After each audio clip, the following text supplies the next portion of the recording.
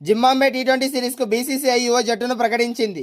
శ్రేయస్ అయ్యర్ కెప్టెన్గా ఎంపిక కాగా సంజు శాంసన్కు చోటు దక్కలేదు. ఇషాన్ కిషన్ రీ ఎంట్రీ ఇవ్వగా పలువురు యువ ఆటగాళ్లకు తొలిసారి టీమిండియా తరపున ఆడే అవకాశం లభించింది. బీసీసీఐ జింబాబ్వే పర్యటనకు వెళ్లే 15 మంది సభ్యులతో కూడిన సరికొత్త టీమిండియా జట్టును అధికారికంగా ప్రకటించింది. జూలై 23 నుంచి ప్రారంభం కానున్న ఈ 3 మ్యాచ్ల టీ20 సిరీస్ కోసం సెలెక్టర్లు యంగ్ బ్లడ్ను నమ్ముకున్నారు. ప్రస్తుతం ఇంగ్లాండ్ పర్యటనలో ఉన్న సీనియర్ ఆటగాళ్లలో చాలా మందికి ఈ సిరీస్ నుంచి విశ్రాంతి కల్పించారు. స్టార్ బ్యాటర్ శ్రేయస్ అయ్యర్ ఈ యువ జట్టుకు కెప్టెన్గా వ్యవహరించనుండగా యువ allrounder Tilak Varma vice captain బాధ్యతలు తీసుకున్నాడు. ఈ సిరీస్ ద్వారా భవిష్యత్తు టీ20 జట్టుని నిర్మించడమే లక్ష్యంగా బీసీసీఐ అడుగులు వేస్తుంది. ఈ జట్టు ప్రకటనలో అందరినీ ఆశ్చర్యపరిచిన విషయం ఏంటంటే senior wicket keeper Sanju Samson పేరు ఈ స్క్వాడ్లో లేకపోవడమే. గత కొన్ని ఇన్నింగ్స్లుగా వరుసగా విఫలమవుతున్న సంజు శాంసన్ పై సెలెక్టర్లు వేటు వేశారు. అతనితో పాటు అక్షర్ పటేల్, వాషింగ్టన్ సుందర్, రవి బిష్ణోయి, హర్షిత్ రాణా, హర్షదీప్ సింగ్, ప్రసిద్ధ్ కృష్ణ వంటి ఆటగాళ్లను కూడా ఈ పర్యటనలో ఎంపిక చేయలేదు. సంజు శాంసన్ స్థానంలో ఇషాన్ కిషన్ తిరిగి వికెట్ కీపర్ గా జట్టులోకి రాగా బ్యాకప్ వికెట్ కీపర్ గా ప్రభుసిమ్రాన్ సింగ్ కు మళ్లీ పిలుపు వచ్చింది. 2023 ఆసియా క్రీడల తర్వాత ప్రభుసిమ్రాన్ సింగ్ భారత జట్టులోకి రావడం ఇదే మొదటిసారి. ఈ పర్యటన ద్వారా పలువురు అన్క్యాప్డ్ ఆటగాళ్లకు భారత జట్టు తరపున ఆడే సువర్ణ అవకాశం దక్కింది. దేశవాళీ క్రికెట్ ఐపీఎల్లో అద్భుతంగా రాణించిన యష్ ఠాకూర్, అశోక్ శర్మ తొలిసారి భారత టీ20 జట్టుకు ఎంపికయ్యారు. అలాగే గంటకు 150 కిలోమీటర్ల కంటే ఎక్కువ వేగంతో బౌలింగ్ చేయగల టీమిండియా యువ స్పీడ్ ఫాస్టర్ మయాంక్ యాదవ్ గాయం నుంచి కోలుకొని తిరిగి జట్టులోకి చేరాడు.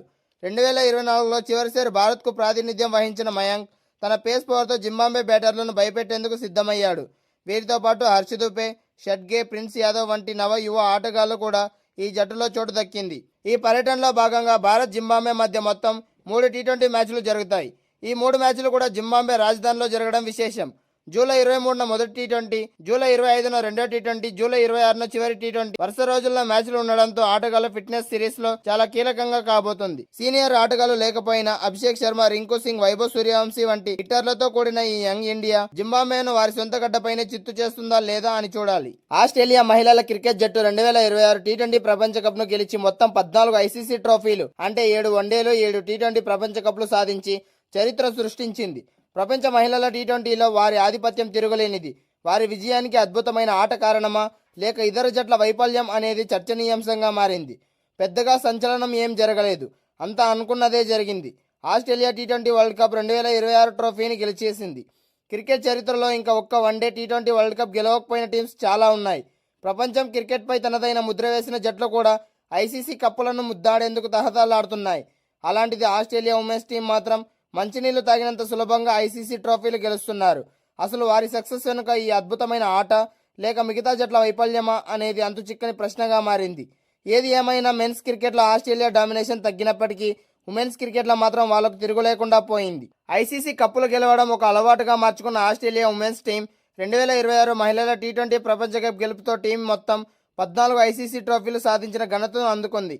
ఇందులో 7 వన్డే ప్రపంచ కప్లు, 7 టీ20 ప్రపంచ కప్లు ఉన్నాయి. ప్రపంచ మహిళల క్రికెట్ చరిత్రలో ఇంతటి విజయవంతమైన జట్టు మరొకటి లేదు. వన్డే ప్రపంచ కప్లో ఆస్ట్రేలియా అత్యంత విజయమైన జట్టుగా నిలిచింది. 1978లో తొలి టైటిల్ గెలిచిన ఆ జట్టు ఆ తర్వాత 1982, 1988, 1997, 2005, 2013, 2022లోనూ విజేతగా నిలిచి మొత్తం 7 సార్లు ట్రోఫీని సొంతం చేసుకుంది.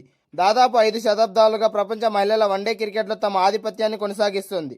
టీ20 ప్రపంచ కప్లోనూ ఆస్ట్రేలియా అదే జోరు కొనసాగించింది. 2010లో టీ20 ప్రపంచ కప్ను గెలిచిన జట్టు 2012, 14, 2018, 2020, 2023లో అలాగే తాజాగా 2026లోనూ టైటిల్ సాధించి 7 సార్లు ఛాంపియన్గా నిలిచింది. ముఖ్యంగా 2018 నుంచి 2023 వరకు వరుసగా 4 టీ20 ప్రపంచ కప్లు గెలవడం వారి డామినేషన్కు నిదర్శనం.